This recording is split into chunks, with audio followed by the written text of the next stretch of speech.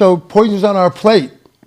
That's kind of a scary topic. And with the MAHA movement, Make America Healthy Again, there's a lot more media attention. Our consciousness has been raised. People are a lot more aware of the fact that we've got a problem with the food source in this country.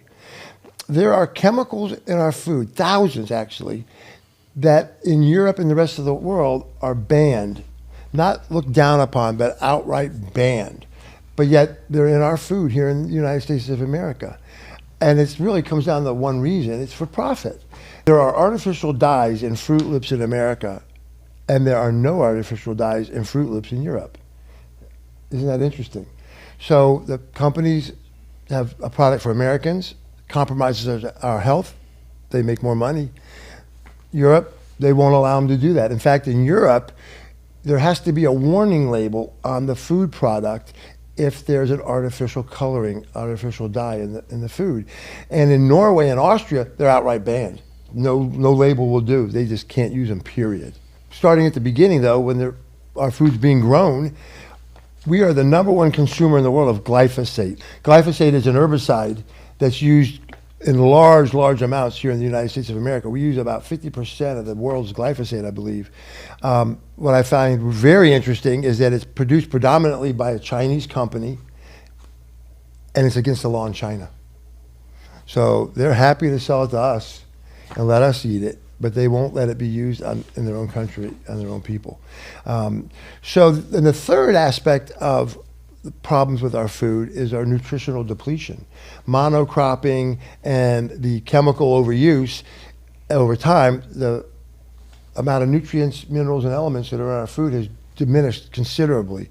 Compared to 50, 60 years ago, there are certain vitamins and nutrients that are down by up to 38%. So we're not getting the nutrients we need, we're getting things we don't need, we're getting things that could harm us. Just a couple examples of some of these chemicals. Titanium dioxide. Doesn't sound too healthy, does it? It's in candy, Skittles and Starburst predominantly, and it's been known to be a genotoxin. So anything that's going to manipulate your genes, be harmful to your genes, can lead to health problems and increases your cancer risk. Potassium bromide as well. Potassium bromide is used in bread, and it helps to rise the bread up, gives it a different texture. So try to keep away from those things. Food dyes have been getting a lot of attention lately. And I mentioned just a moment ago, there are even food dyes in baby food.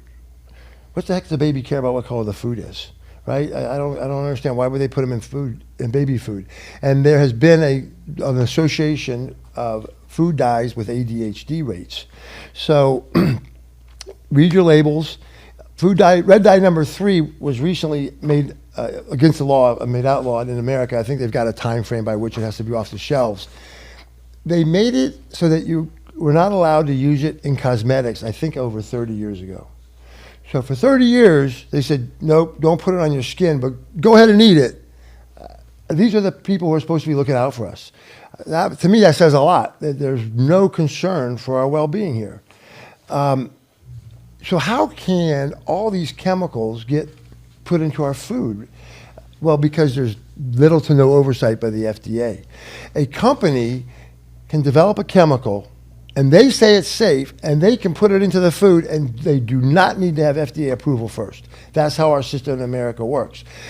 It's only after there's a problem that they then start to look at it and address it.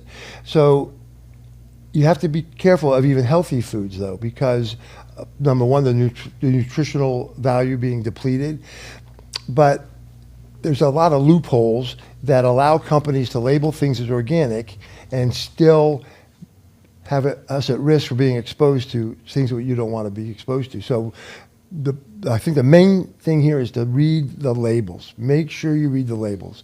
If it's got a name you can't pronounce, if it's got a number on it, then you don't want to use it. Stay away from those things. That's a pretty easy, clear-cut distinction right there to make.